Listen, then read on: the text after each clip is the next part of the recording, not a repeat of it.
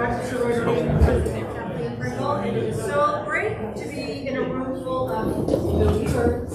Yay? Yay! Okay. Dominating, very dominating home opening last night. So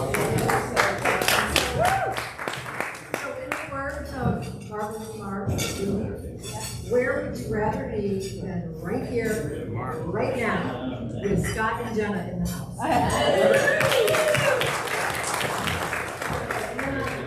On a Rotary Club note, I just want to say, because we do not have the screen here this week, where we've been sharing slides of what's been happening for the week, I just want to do a little shout out, because I will tell you that as we're kind of rounding into the first quarter of my presidency, I cannot believe how fast it goes.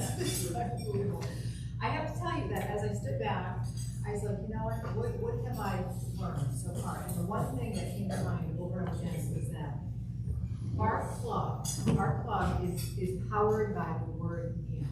It's and every, I mean, we just have more good things that are happening. And I know that it's incumbent on all of you to read the scope, to see your Sunday email and know what's going on. But then there's those other things that are going on at the committee level that don't always percolate right to the top right away.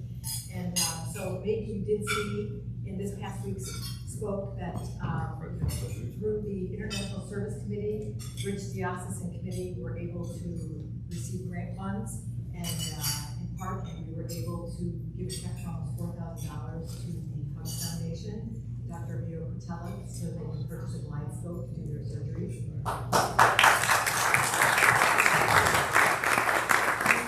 Had a wonderful media event at the Rochester Museum and Science Center. And while that was very informative about the eclipse, one of the most wonderful part is that the president, CEO of the Rochester Museum and Science Center, I would like to be considered for membership. And then of course we've got the trail mix coming up. We've got the celebration that we're going to be doing in November. We're going to start hearing more about that. Recruitment is gearing up, behind the scenes engagement. And then the last thing I'll say to you right now is that maybe you saw it in spoke, you saw it in Sunday, but that all important will never be this way. I know that we've had pretty high completion rate so far. I will continue to watch that over the next 3 months and reach out to you personally. Not knowing who has responded or not, but it's really important that we understand that everybody what it is that they want so that we can have everybody get involved in our mission around leaders and service to children. And with that, I will now call our meeting to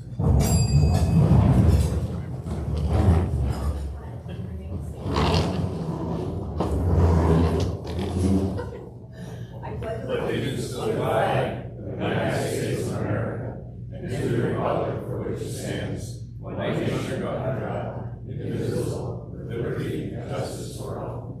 And I'd like to call our past president, Peter Kellerhouse, retiring since 1980, to the podium to do our reflection. Good afternoon. As we gather here today as members of Rotary, we are ever mindful of opportunities to render our service to those in need and to our fellow citizens. May we always keep in mind the enduring values of life, exhorting our efforts in those areas and those things upon which future generations can build with confidence. May we always continue to strive to make a better world.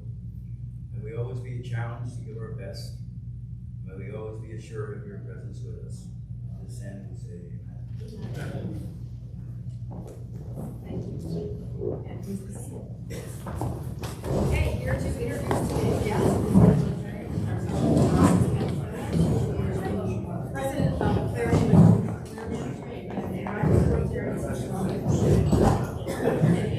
Thank you, President Lee, and good afternoon, fellow Rotarians. Please help me in welcoming. We have one visiting Rotarian, we have 4 guests that we will welcome. Our visiting Rotarian and our guests. I'm going to ask you to stand up when I call your name. Please remain standing until everybody's had a chance to stand. And then Kathleen will welcome you as a group. So, starting with a warm hello for our visiting Rotarians, we have one. That would be Ralph Brandt, District Governor of 7120 from the Bloomfield Rotary. Hello. Hi, Ralph. There he is. He's a big deal. And a couple of errant claps, that's great. Okay. Now, we will do our Rotary One clap for our 3 guests today. We have Chris Junta of Pyramid Brokerage, a guest of Craig Brown. We have Dorothy Kelly from Senior Care Authority, a guest of Rosa Videlfa. And we have Bob Healy from Labella, a guest of Bob Pitardo. President Kathleen, I present our Rotarians and guests. Welcome to all of you, and we hope that you visit us often and enjoy your time today.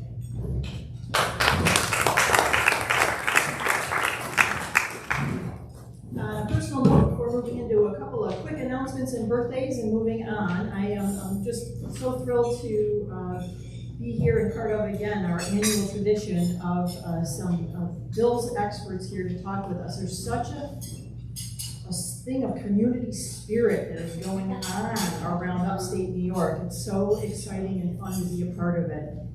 It's been going on for a couple years now. I remember at the end of last season taking my son to Dick's so that he could get some heavy duty stuff for cold weather for one of those playoff games. It was 9 o'clock at night and there's a whole bunch of people in there. We're all scrounging around for gloves and Carhartts and laughing. And that was last year, so this is just really exciting. So just wanted to share that emotion with you this afternoon. In terms of our announcements, we have a volunteer opportunity. This is one of those opportunities where you don't have to choose between family and being a Rotarian. They can come together. Please bring family and children to help clean up the Sunshine Camp, getting us ready for our annual trail mix event, our run. So you can volunteer and sign up at the Rochester Rotary website. The volunteer event is Friday the 30th from 12 to 4, camp cleanup. We could use your help. Then rolling right into the actual event of the Sunshine Camp Trail Mix. You can run or walk 5K, you can run or walk 10K. It is just a fun fellowship thing. Again, family and friends can join. It's a way to really promote and get the Sunshine Camp known in our community. You can participate in that event on Sunday, October 9th, and of course signing up on the website is what we are looking for you to do. Now we'll move on to our birthdays and the program. Our upcoming birthdays on September 20th, President-elect Jeff Hallett. On the 21st, Heidi McPherson. On the 22nd, Allison Formicola. On the 23rd, Jerry Archibald. On the 25th, me. On the 26th, Andrew Brady. On the 26th, Debbie Burr. And it was a prolific day on the 26th, Anne Riley. Happy birthday to all, and we hope to have each of us reach out and say happy birthday to these folks if you don't see them and get them coming back to our meetings. Thanks, Kathleen. All right. Thank you very much. And another note on the trail mix. That is a wonderful corporate event. Couching around corporate wellness. Beautiful. So anyway, now on for news of the day is John Elhart, Associate News Director with 13 AM TV, past District Governor and past Club President, and Rochester Rotarian since 1976. Thank you, President Kathleen. Time for our news of the day, or as Jenna asked me a few months ago, you still do those morning announcements. A little bit like high school once in a while here, I guess. All right, the Bills quarterback, Dane Jackson, reportedly out of the hospital. Oh, I'm sorry, I'm not supposed to do sports, am I? But he is out of the hospital, and we will get an update a little bit later on. Maybe we'll get an update now, but there'll be an update to Sean a little bit later on. Right next murder trial we talked about on hold. They've had some scheduling conflicts, so a couple of days delay in that. And today, officially, the Department of Motor Vehicles announcing the newly redesigned Rotary International Custom Plate for passenger class vehicles is now available to order. I suspect that you may have been able to order it ahead of time because our district governor, Rob Brandt, I spotted it in the parking lot already, DG 2223, I think it is. So if you want a custom Rotary license plate for your vehicle, that is now available from the state DMV. All right, take a look at Wall Street. This is getting worse and worse. Dow was off 230 points, 30,783. NASDAQ down 35. S&P 500 up 29 at 38.71. Constellation Brands up 3 cents. Kodak off 7 cents. Paychex down $1 at 120.49. Xerox up 14 cents. Tootsie Roll though is up 6 cents a share. We don't have any Tootsie Roll price, but at least there's a little hope in the candy market. Weather-wise, cloudy skies today, a little bit cloudy in here as well. Cloudy skies, a high of 71. We look for some afternoon thunderstorms tomorrow, 82. And a little taste of fall showers on Thursday with 59. Friday, partly cloudy, 56. Over the weekend, 65 on Saturday, 68 on Sunday. And on Tuesday, when we meet again, showers at 59 degrees. Finally, a little bit of a sports story to end our news today. A guy goes into a bar and just starts jogging around in circles inside the bar with his eyes shut. My goodness, somebody said, that's Bob. I think he's sleepwalking. Heck, said the other guy, I think he's sleep running. And the bartender said, I guess you could say he's fast asleep.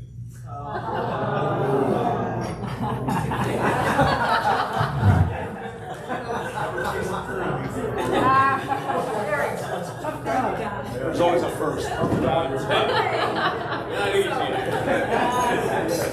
You're still the man. Many favorite programs that we do. Know that we have some of those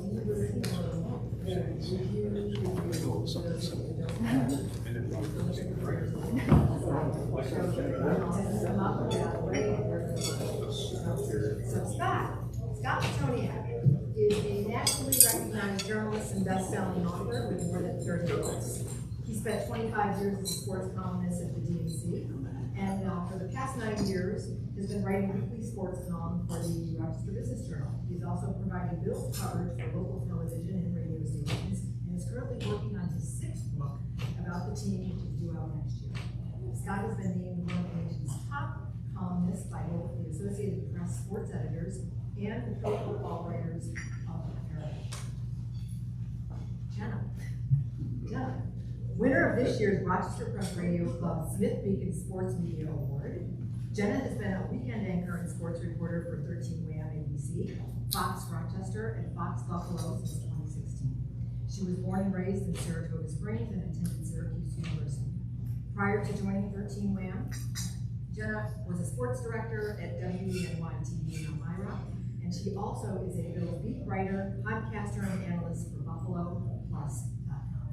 Please help us extend a warm Rochester.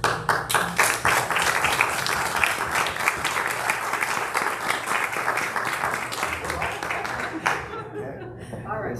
Thank you.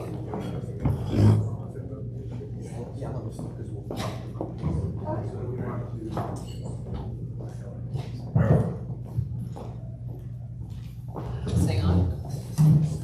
Thank you, Don, and everyone for our introduction. It's really nice to be back here. I had the opportunity to be here last fall, and I always appreciated the time here, so appreciate everyone welcoming me back. And I want to thank Jenna. This is, I don't know, 7 or 8 years now I've been doing this. It's always a lot of fun. And it's always great to be with someone who's orange, like I am. We're not the color orange, as you can see, but we're proud Syracuse University alums. Now, it's funny, like, talk about dating yourself. Like, I'm asking Jenna, like, when she graduated from Syracuse University.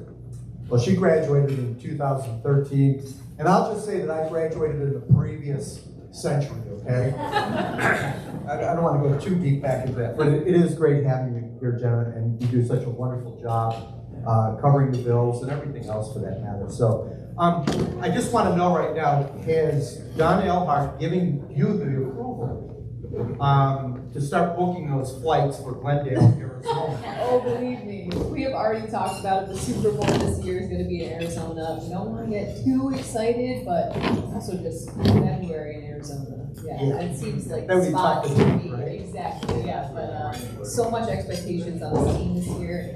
The last 2 weeks have gone fantastic for this team. I know we're going to get into it, but it's hard to turn down the excitement because of just how excited this year's supposed to be. Yeah, it's interesting. Bills fans, and I'm sure there's many here, who just, they have this kind of like, feeling that they're waiting for that shoe to drop, for the inevitable, wide right, music city Knock on miracle. wood. And you know what? 13 seconds, how the more recent misery. But I had an opportunity to talk to Bill Foley and Marv and Jim Kelly and Daryl Talley and a bunch of guys from that era. And it's really interesting. I thought when I spoke to them, like they'd say tamp it down a little bit. Yeah. They're embracing it. And I really think that everybody should enjoy the ride. And don't fast forward to Glendale in February, but enjoy each game. I mean, this is pretty remarkable what we're seeing. I think Von Miller said it best about the home opener, even going back to yesterday, was just the fact that this is the first time that there are these types of expectations on this team. And the atmosphere, we always know in Orchard Park is electric, but really, like you said, savor this moment. I mean, this team's kind of been building for these last couple of years, but to see the national stage and the way that they have performed, and just the way that Josh Allen has kind of become this superstar in the NFL. I mean, last I checked, he was the background of the NFL's Twitter page, which for a Buffalo quarterback, it's like, wait, what is going on? Yeah. But it's been really interesting to see, and you talk to the team when you're in practice, we go to practice every week, and the calm nature that they have. They know the expectations, they hear all that outside noise, and they expect a lot of themselves. But I think their approach and just really taking it, like you said, and the cliche is week by week, but it really is a very long season, and I think they have the right demeanor to go about it in a professional way. I know we all get excited, the Bills fans out there, the community is just buzzing, but I think they really do take it with that professional approach, and I think you've seen that in the last couple of weeks. And I think this all goes back to Sean McDermott and Brandon Beane. And as you can remember, when Sean took over, he talked ad nauseum about trusting the process, about having patience, about keeping the faith and belief, even through the rough times and so forth. And there was a messaging there that I think it wasn't for us in the media or fans as much as it was for his players. And I really think the messaging took. I really believe in that. As simple as it might seem, to put up some signs and have some t-shirts or whatever, I think they bought into it. I think the Bills' messaging, and that comes from Sean McDermott in a lot of cases, is so particular. You talk about trust the process. Sean McDermott's first year, it starts with one. Then it's trust the process. Then it's playoff caliber.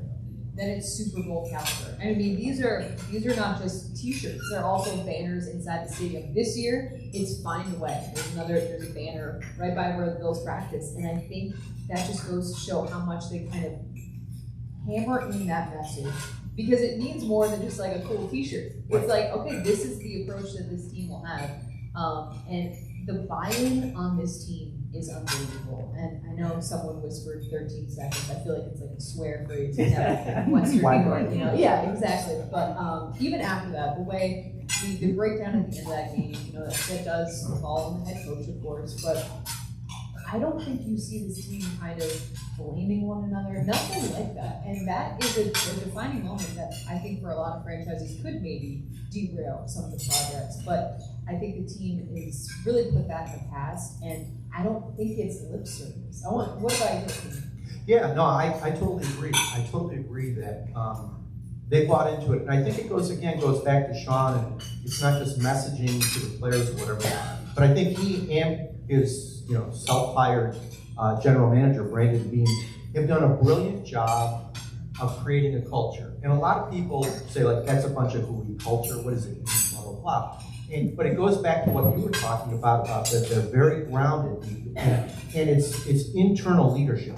I mean, I can be a coach and rant and rave or whatever, but the real leaders on the team have to be the players. Yeah. And they've got some great leaders, and it started out with Micah Hyde and Hoyer, and you had holdovers like Kyle Williams and Eric Wood and stuff, and it's really worked. They're the ones that kind of police the thing, so to speak. Yeah, I feel like Kyle Williams was a great ambassador for the old Bills team, and then to have Sean McDermott come in and then for him to believe in what he saw in McDermott's process. And then you said, I mean, Micah Hyde and Jordan Boyer were around in Sean McDermott's first year, veteran safeties, and they brought that veteran type of leadership. And then to see other players buy in, I mean, we'll obviously talk a lot about Josh Allen, but I mean, after being drafted, like, he has been that guy. He's only 26 years old. And to see the way he handles the media and, you know, volunteerism and just what he is for Western New York, I think that in itself is impressive.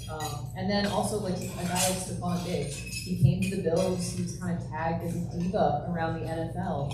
And Stephon Diggs last year, for the first time in his career, he was named captain of a team. And that had never happened in his football career before.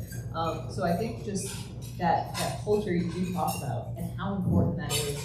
And yeah, it might sound silly to some people, but when you live it, and for these guys, it is their job, it is even more than that. It's really, really important. Well, I think, you know, there's leadership by example too, and I think that, you know, we talked about, like, you know, Hyde, Williams, and Boyer, and Lorenzo Alexander was another big one early on, and Josh. When your best player, arguably the best player in football, works as hard as Josh does, that sets an example. Like, if I'm the 52nd person on that roster, like, I better up my game too as far as working. So we get the opportunity to go to practice covering the team with 13 Wham, and Josh Allen, nobody has more fun than Josh Allen. He is dancing, he is singing, he has special handshakes with all of his teammates. I truly don't know how he remembers all of them. But when it's time to work, it is like a switch is flipped, and it is time to work. And he expects that out of everyone. And, you know, Allen is, you know, when he was drafted, he was talked about as being a project. Obviously, that project has paid off for this Bills team. But from bad games to good games, when he talks to us reporters after the game, it's always about, well, I did this wrong, I could have done this better. This worked out, but I really should have done this. And that accountability, sometimes you don't see that. And so I think he is the example that everyone looks to, but he is the real deal about that. Yeah, and what's interesting, if you look at the development of the quote-unquote project, which he did come into the NFL, that's because, you know, he had played at a lower level of football, essentially. He did play against some Power 5 schools and didn't do particularly well against them. But part of that is probably because he didn't have receivers who needed, you know, separation or whatever. But anyway, he came in with, you know, with the label that he was not an accurate thrower. Yeah. And so that, you know, that first offseason, that's what he really concentrated on. And, you know, Jordan Palmer, his quarterback guru coach in the offseason, like every year they identified something. And so it was accuracy. And then the next year, remember, like that year, he improves that tremendously. But then he doesn't throw a good deep ball. It's not accurate. And so then he worked on that, and then he's the best in the NFL at that. And then there's this. And fortunately, you know, he reached a point, I guess, this year, and this is what we all worry about because we want to keep him healthy. All depends on keeping him healthy. Was about being more judicious with the running. He only ran once last night, and he did do a little. He did like a hard barrel roll, hard. Yeah, sliding into second base. But that's the amazing thing. I mean, he's not only the most gifted, talented player on that team. He's the hardest worker. You know? I find it fascinating. Like Josh Allen, for those of you that don't know, was drafted by the Bills. Obviously, that was back in 2018. But he grew up, he went to high school in Fireball, California. There are 2 stoplights there. He was a 0-star recruit. You can be up to a 5-star recruit. Like 0 stars. He got no offers. So he ended up having to go to junior college to actually get a real, not real college, but like a Power 5 school like we talked about. So look at him. Then he goes to Wyoming, and then during that draft period where the Bills were looking at him and there were other guys out there, Baker Mayfield, Josh Rosen, Lamar Jackson, when the Bills drafted Josh Allen, I was fortunate enough, my Catalan and I, my boss, make sure I did talk about him. Okay. Be sure to report that back to Mike.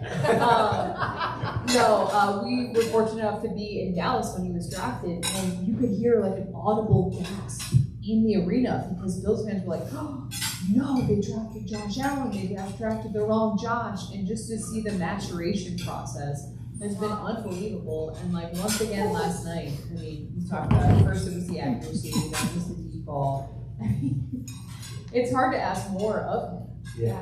If there is one thing, and I talked to Bill Polian about this, about Josh, I said, like, and as you allude to, that we have to keep reminding ourselves, he's 26 years old. You know, Yeah. and so like I was not making good decisions. Right. You know, but you know, I was talking to Bill about, like, you know, I said the only thing that worries me is just like he is such a competitor, and you know, and you don't want to ever take that away from a tremendous athlete. You always want to have that. But there's a risk-reward thing here, and I just said he needs to become more judicious, you know, live to play another play type deal. And that first game, I got a little worried there late when he's carrying the ball and like, no, just get down. Yeah. Type thing. So that, you know, and Bill said that, you know, he'll learn that more, you know, and he'll learn like, and I think he learned a lesson from last year. Like, obviously in the game that I won't mention, but in which you talk about coming out party, like anybody who didn't know about this guy, like that was his national coming out party. Like, this guy may be the best player in football, either he or Patrick Mahomes. I mean, he's doing things that have never been done before. But he took such a pounding. I mean, he was barreling through. He's going to do anything to win that game. And he said after the season, like, so, you know, what did you do after this season? Because they always try to, like, you got to calm me down, like, go relax, go on the beach or something, get away. And he did this time. He took some time off because he said, I don't want my body heal. He took a pound. Yeah, I mean, I think that's one of the things about his game that is so unique. He's such a prolific passer, but he also is 6'5" and can move, and he's just very athletic. But I think you're right. When we see Josh Allen, and you almost saw it in some of his early plays early on where he was just like chucking up the ball, and he really learned how to make calculated risks. And I think that will soon be applied to the running game. But Josh Allen is also, he is like, when he has his mindset on something, he's gonna do it. So sometimes it's like, okay, you don't have to do the biggest play. Like, sometimes it's okay to just get sacked. But I think that's one of the things that makes him just such an ultimate competitor. And it's just fun to watch also too. Yeah, discretion is the better part of valor, and I think he's kind of learning it on the football field. Yeah, 26, he'll come in, he's starting to learn that. And your body will tell you. Yeah. You know, Yeah, your body will. especially playing that sport. Speaking of that, there was a real scary moment. I mean, everything is like hyped beyond belief. The crowd is, I mean, the stadium is ready to take off, and then we have a, you know, literally come to silence when Dane Jackson has the awkward, you know, positioning of his neck on it, and it gets hit by his teammate, Tremaine Edmonds and stuff. And so there's like 6 or 7 minutes there before they can actually, you know, put him in the ambulance and take him away. And as Don mentioned, he is out of the hospital. You know, there's no major damage done to his spinal cord or his neck. It doesn't mean he's in the clear. I mean, there'll be more testing today. Absolutely. But it's a take all the wind out of the balloon moment and a reminder too. I was not at the game yesterday, but my coworkers, Mike Kettle and Dan Bates were. I was in the studio, but you're right. Seeing a play like that, you realize the physicality of the game and just how dangerous it really can be. You know, Dane Jackson's a guy who's a corner. He gets hit by Tremaine Edmonds, who is a linebacker, is a way bigger guy. To see the way his neck went back, it was a very scary moment. The ambulance coming out. But like you said, I mean, Dane Jackson was able to go to the hospital, no severe neck injuries or spinal cord. He actually was able to walk out of the hospital last night. We'll hear more from Shavik coming up today. Like you said, there can obviously still be things that need to be monitored, and it doesn't mean that it's completely in the clear.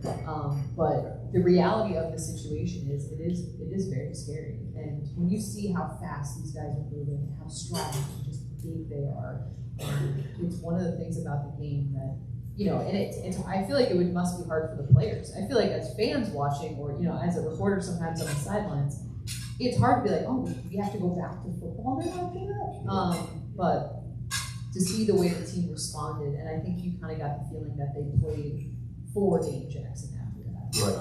But that is something that comes with the territory, but thankfully it seems like a very scary situation, and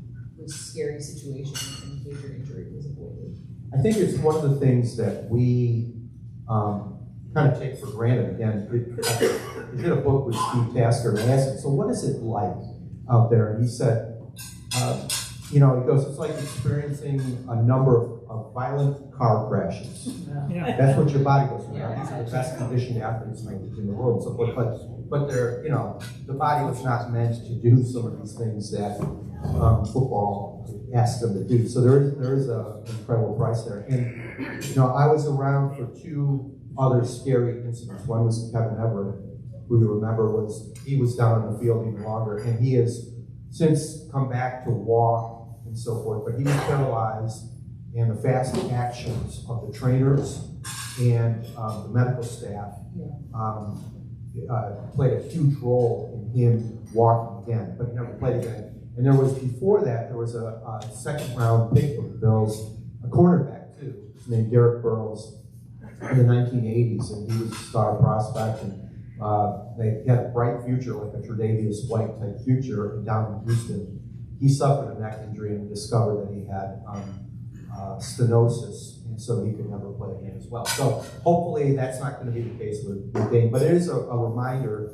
These guys are so big, so strong, so fast. The collisions are so violent that we sit in the stands or watch on television. There's a bunch of gladiators up there. Yeah. We forget about this. I will say too, obviously the money is, for a lot of these guys it's incredible, but I feel like you really do have to love it because of what you're doing with your body and just the extent of how much goes into the season. And I was fortunate enough to be out in LA for the season opener, and sometimes I grew up loving sports, I love watching football, but sometimes I sit back in awe and I'm like, this is all for football. Like being at SoFi Stadium, having there be, this beautiful stadium, state of the art, and then there's, Ozzy Osbourne doing the halftime. The Rock is there, which I didn't see. I'm very upset. I didn't see it. But it's kind of interesting to just sit back and see. And I know one of the reasons, like I've been in Western New York, if I'm being completely honest, I thought I would be here for 2 years and then leave. But one of the reasons I kept me around is just the love that this community has for the Bills. And it is different. And you can just feel that buzz in the atmosphere when it's a Bills game day. Everyone has flags outside, the gear. It's just, I've been in other places, it's just different here. And to see the success this team is having, it's just, you've obviously covered this team for a lot longer, but it's just, I feel such a unique aspect because, again, I was in LA, felt like a fancy dinner party for some of the fans there. And I know in Buffalo it is very different. No, I think, it is different here. And I think it's interesting when players come, they discover that. Obviously Von Miller has. And I go back to when Jim Kelly did not want to come here in the worst way. And he did everything in his power, even after the USFL folded in 1986, not to come here. And he came here, and he loves it, and he stayed here, and he is so Buffalo. And I think that Josh Allen is so Buffalo too. I think that I was talking to John Murphy. He goes like he's one of us now. There's this kid from this little rural town in Northern California. He's one of us. He gets it. He gets us, and he's one of us. I realized after the Bills drafted Josh Allen, I was like, oh, he grew up on a farm. I should have known Sean McDermott was going to draft him because it's that blue collar type of mentality. I think just for this team and what I think also, when Stephon Diggs was traded to Buffalo, that was kind of a case study in saying a guy that's on the top of the NFL. He lives like a lavish lifestyle. He travels the world. He has private jets. All the stuff that's included for a lot of these players. But to see, again, the buy-in from Stephon Diggs, and then to have a free agent like Von Miller, who's going to be in the Hall of Fame, who's already had 2 Super Bowls, he could have gone anywhere he wanted. And for him to pick Buffalo, and he even said, he talked about it before the season opener, where he's like, yeah, LA has like really cool clubs and really great restaurants and like all this stuff. And he's like, there's not something like Buffalo. It's just different. And that was always something that when I first started covering the team, Rex Ryan was around. And I was wondering, like, you know, to be the best team in the league, yes, you have to draft well and sign and redevelop your guys, but you also have to bring in top name big agents. And like, would people want to come to Western New York? And obviously we can answer that question with yes. When you build a culture and you have the pieces, and I think guys come here and they expect to play great football, and then they fall in love with the area as well. Yeah, and many of them stay, Tasker and Kelly and, Absolutely. and Thurman, all stay. It's almost like, I would equate it to like a big time college atmosphere. And a lot of pros have said that. This is like, you know, the tailgating and everything else. I mean, it's like, this is our college team, you know, this is like Penn State, Michigan. You know, Syracuse, like, I guess Syracuse basketball is really revving. Yeah. It's kind of that upstate vibe too, you know, in terms of galvanizing a community and so forth. You know, and I also think that, you know, we in upstate New York, we don't sometimes treasure what we have here. You know, yeah, we get the bad winters at times and this and that, but this is like one of the most beautiful places in the country, and I've been around the country and the world, you know, the Finger Lakes region and so forth, but we get people ragging on, you know, like the people away from here, they think like it snows in July or something, you know, and with Buffalo, it was very much a, you know, that, like, for the longest time this was the Siberia of the NFL. Yeah. And it was like, you know, in the 80s when the steel mills closed down and the economy was really, you know, going down the tubes, and there was this migration away from here. You know, but things are turning, and I think that, the bill certainly embodied that this sense of community and spirit of a region, that this is a pretty damn good place to live and work and raise a family and so forth. So I think they embodied that. I mean, the Bills are one of the smallest markets in terms of NFL teams. Like, you have Jacksonville, Green Bay is obviously a very small market as well, and then Buffalo was really on there as well. And I think some people before thought of that as maybe a negative, but I feel like now it's kind of viewed as a positive. And, you know, we were listening to the broadcast on ESPN yesterday, and they were talking about how so many people are like, oh, I have to go to Lambeau Field where the Green Bay Packers play because it's so historic. And one of the play-by-play guys was saying, well, I think people should add Buffalo to the list too. Yes. Because while the stadium is not as historic in terms of what, you know, the Packers have been able to do, at the same point, it is just that experience that you talk about. I just think it's so unique. And again, I've been very lucky to go to a lot of other NFL stadiums, and sometimes it just feels like a fancy dinner party. And it does in Buffalo, you can just tell it's palpable how excited people are. And to have a team that could really, really make an impact. And I feel like you've seen this team, you know, really strive and thrive in the spotlight. And I think I said after the 13 seconds game, I was like, maybe that's the start of the championship. Mm-hmm. You know, because I feel like this team has also learned a lot. And I think sometimes you need to have that maturity and that understanding to understand what it does take. And to have the addition of Von Miller, a guy who's been there twice, I think that also helps. And I mean, Von Miller to me has been as advertised. I don't know how you feel about it. Yeah, without question. It speaks, I think, also to the brilliance of Brandon Beane putting this team together to make another big splash, like he did with Stephon Diggs. This is an even bigger one. Wait, can I just say that this offseason, he's like, yeah, I don't really expect us to make any big moves. And then he goes out and gets Well, he's not going to tell us. I know, but like, he's actually usually pretty he is honest. He is. But that's why we're like, okay, we'll see. And then it's like, oh, Von Miller, okay. That reminds me of, you know, like we would ask like Mark Levy, you know, about a game plan for the coming week, and he goes, "You want me to give you the game plan? I'm not going to tell you." Yeah. Well, you know, at least we can score ask, more right? points than that. Yeah, score more points, right? Josh, we can't talk enough about Josh, but Josh, the quarterback. Now, again, I'm ancient, so I go back to Johnny Unitas and these guys, and I can honestly say I have never seen the total package of a quarterback that all he brings to this. Now, the game has changed tremendously.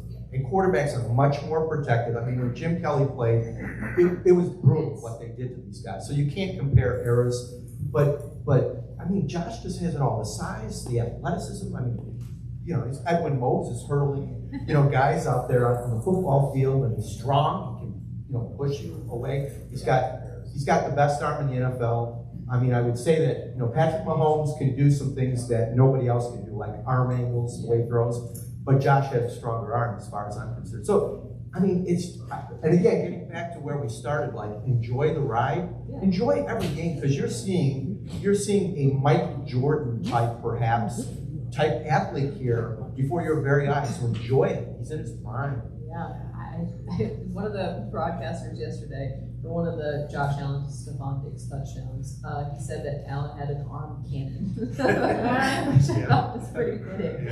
But no, I could not agree more. And I think, you know, so much is changing in the NFL, but to know that you have your guy, that's a question that a lot of NFL franchises can't answer in their quarterback. So just to see what the season's been like, yeah, to savor the moment. I mean, I feel like Bills fans have done a great job with that.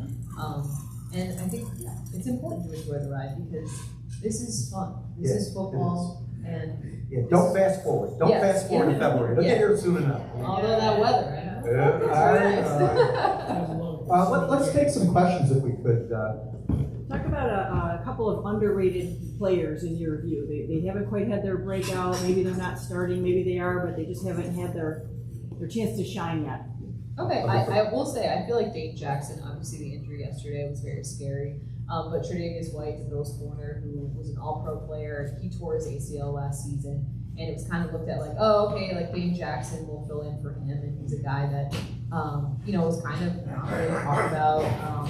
He was someone that Dane is that when you actually talk to the players, though, they speak so highly of him. And I think we've kind of seen the Bills take for granted what Dane can add because he's been that safety blanket. He's been able to be, you know, tested at the end of the last season, and I think he's someone that maybe we're not, you know, you're probably not going to see a lot of Dane Jackson jerseys out there, but I think with that secondary and the way he plays, he's someone that maybe Bills fans don't appreciate enough, but I think they will come. What about a Harrison Phillips? I felt now him being with the Vikings, I cannot talk enough about how great a guy he is. I was just wondering about some of these guys like that, you know, on there, but yeah. I'm trying to think of other guys in terms of. Well, there's a player who really has. I actually did a story on him, David Quessenberry. I don't know if people watch that, but he's someone that actually hasn't really even taken the field yet. He has been a backup for Spencer Brown. And he's a guy that's actually came from the Titans. He's a veteran in the league, but he's someone whose story, I think, connects. He's a cancer survivor. I was very fortunate to be able to do a story with him as a fellow cancer survivor. And I think just again, you haven't seen him really out on the field, but just what he brings to that locker room and how much he loves the game and how much football means to him. I think he's one of the newer players to the team, but I almost think he's like a glue guy. He kind of brings everyone together. And I'm excited to see if he does get to take the field. Hopefully that's barring any injuries to other players. But I think that's someone that, and Josh Allen has talked about how much he loves, they call him DQ, how much they love DQ, because I feel like maybe it's someone that fans don't get to see out there, but I think he does a lot for just that living in the moment piece and being very thankful and fortunate and excited about where the team is headed, but also to keep keep it on task of, okay, we have a job to do and we want to do it to the utmost extent. The young cornerbacks, yes. they could really come into play this week. Yeah. And by the way, the Dolphins are good again. Yeah. Two or through A lot of six. those fans don't want to hear that. They don't want to hear that. The Fish could be somewhat back. I mean, but we'll see. Yeah. So, yeah. But they're going to get tested this week. That is one thing that look, the Bills have done phenomenal in these first weeks of the season, but like you said, like the Dolphins, the divisional opponent looks to be really good. Tyreek Hill. Tyreek Hill is excellent. Bills know all about him. Jalen Waddle is another receiver on this Dolphins team. Tua Tagovailoa, the Dolphins quarterback, threw for 6 touchdowns, over 450 passing yards. and the Dolphins had a wild comeback against the Ravens. 21 points, right, in the fourth quarter. 21 points. Yeah, so that's scary because you might think that you beat a team and they're able to stage this rally that ends up in them winning. But Josh is 9-1 against him, so he's hopefully- very good yeah. in Miami, against Miami, I should say. But it's going to be definitely a test for the young corners. So there's Christian Benford, a guy who's like a late round draft pick from this year, as well as another rookie, Kyrie Elam. He actually beat out Elam for the starting job. Yeah, so the Bills drafted Kyrie Elam 23rd overall in the first round this year, and they actually chose Christian Benford, another rookie, to play over him. Now, I don't know if the messaging in that is, hey, yeah, you might be one of the top rookies in terms of your pick, but you got to play up. Right. And I would give them credit, like, you know, it speaks to both the McBean team here, McDermott, and like, just because we took you one, we're not, you know, the best player plays. If you can play and you're the best, you will be out there. And that's not true with all organizations. Exactly, and that sends a message to that locker room. Because it's like, yeah, I might be a guy who came out here who was a 6th round draft pick or an undrafted free agent, but if I'm talented and I work really hard, I can beat out anyone on the team. And that says a lot. That's like you said, that doesn't happen everywhere. And I think it says a message of you gotta stay on your P's and Q's, because the NFL, actually, the joke is it stands for not for long. Right. And, you know, that's something that I think a lot of players have in their mind. And I think it gives you that edge because, you know, you gotta bring it every day. Yeah. I just, you know, Jenna knows I have very limited knowledge in sports, but the offensive Give coordinator. yourself more credit. I meant the offensive coordinator change. Just watching the cutaways to him in the booth last night, I'm curious about his impact, and especially in dealing with Josh, who didn't seem to, you know, run out of the pocket as much as he did. That relationship and how that's going to impact the team. So Ken Dorsey is the Bills' new offensive coordinator this year, but he's not new to the team. He's been working with Allen for the last couple of years as a quarterback coach. The Bills' old offensive coordinator is now the head coach of the New York Giants, the 2-0 New York Giants, Brian Dable. So Ken Dorsey is kind of taken over this offense, but it looks a lot like a Brian Dable offense, in my opinion. And you see Josh Allen. I think the relationship and the rapport that he has with Ken Dorsey is just huge, because it's not a new guy walking into the building of like, here's what I want, here's my philosophy. They already share a lot of the same philosophies, and I think Ken Dorsey knows what Josh Allen does best. I think you can see that on display, and I think it's just been an interesting dynamic to watch, because that was one of the things kind of coming into the year that was a new thing for this team. Like, oh, that's a little bit different. But in the last 2 weeks, it's gone. It's gone quite well. And we should point out that Josh, when Brian Dable went to the Giants, Josh lobbied for Dorsey. Yes. So he gave him the seal of approval, there, Yeah. which is good. It's a great relationship. That it needs to be a good relationship, a really trusting one. Yeah, so Ken Dorsey, when he's up, he calls the plays for the offense. He's actually in the box, so he's not even on the field.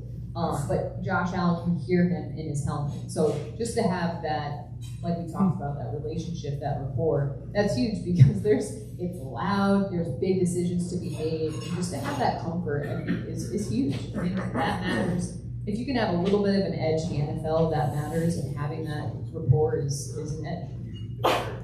I'm sorry. Go ahead. Yeah, I just wonder, do you two have an opinion of what the regular season win-loss record will be for the Bills? 17-0.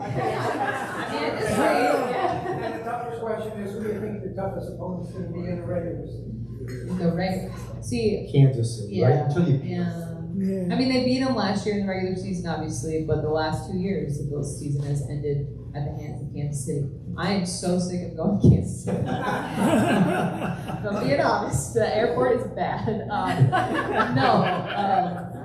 I will say I think Kansas City. I also look at this Dolphins team, and I am a little bit concerned just to see how the game will go.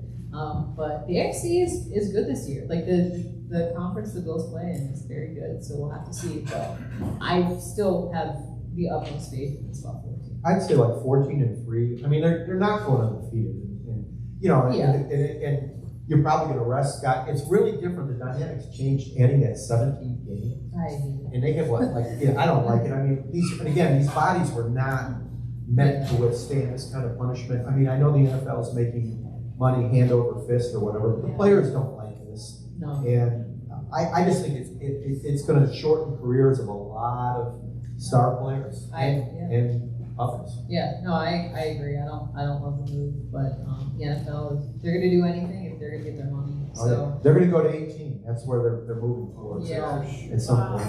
Yeah. At some When we play the Super Bowl in March, it'll be March Madness.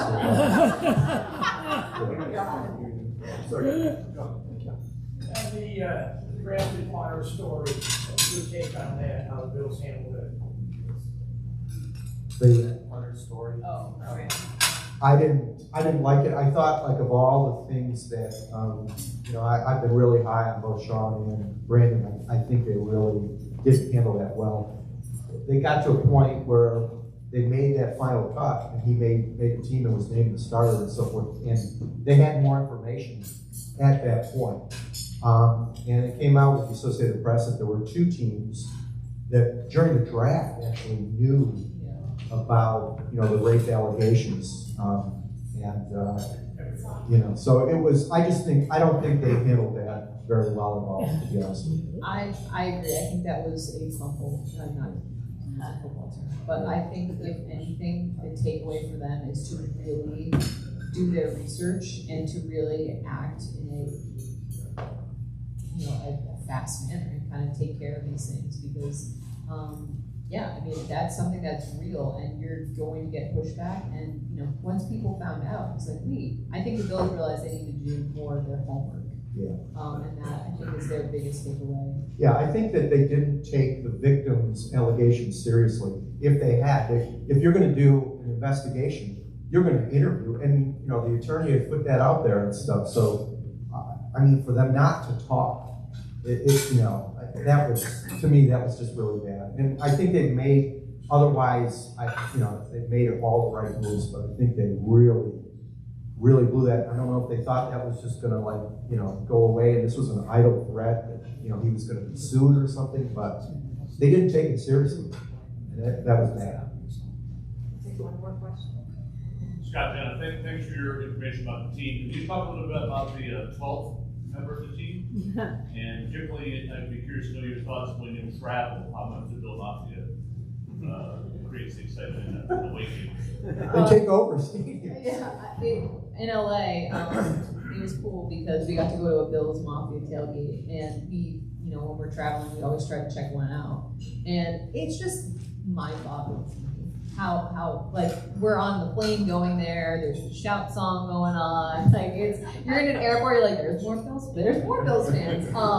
And just to see the excitement and just the camaraderie, really, also, it's always really cool to see. And the NFL stadiums are enormous. There's going to be, depending on the fan base of the other team, there's usually not going to be as many Bills fans out there. But I'm just always impressed by how many fans pay the money, do the travel, and it's cool too because I feel like maybe you've seen this as well. Like you see people become friends along the way. Like you'll meet people like, oh, we started coming to Bills games and then we met, XYZ and we've been going to games together for, this many years. So that aspect of it, I feel like is really cool. Are you going to Miami this week? So I'm not. I'm going to Baltimore. Because Miami is one of those cities where the Bills just take over.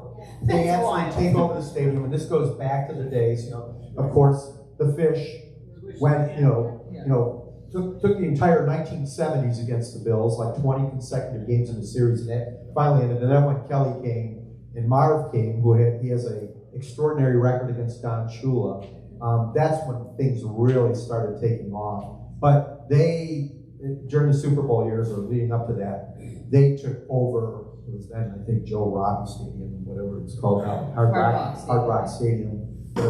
And it's happened in other places like Nashville. Nashville's fun. Yeah, I feel like the destination cities are really, you see even that many more people, which makes sense. It's fun time. And there's a Bills bar or bars in every city in the country. It's like every NFL city has it. That's true. Labatt's Blue, bring it in. Yeah, seriously, truckloads. I wish we had more time, but I'd like to say thank you. Yeah.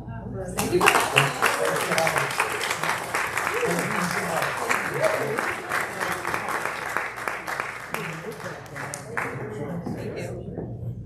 Okay, I think one of these is still worth it. So, again, one of my favorite programs of the year, and take us Take us in your suitcases.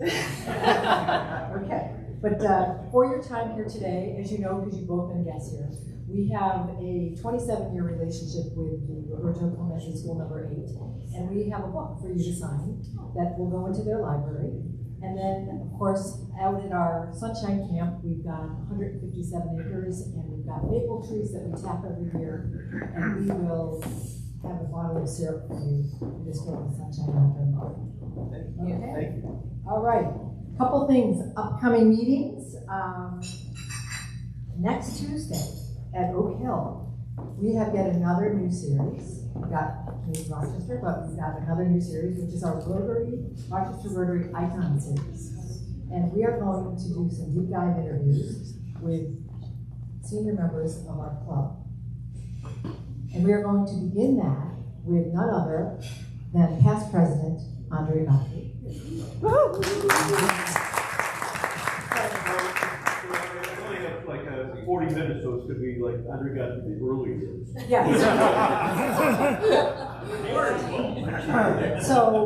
So on that note, when you receive your spoke this week and it's got the registration, unlike today where many of you waited, please register so that we can make sure that we have enough seats and we don't have a waiting list. But then the following Tuesday, also at Oak Hill, we will do our third installment of Made in Rochester, and that will be with Joe Spaker, who is the CEO of Fee Brothers. And Fee Brothers, for those of you who don't know, has been around since 1864. And so they will be talking to us about all of the 96 products that they distribute around the world. And it's amazing, the story, because due to licensing and state regulations, you won't find a lot of their things here in New York State. But he's got a nice story to tell. And with that, thought for the day. If you didn't want to believe me, that's okay, because I'll make you a believer. Josh Allen.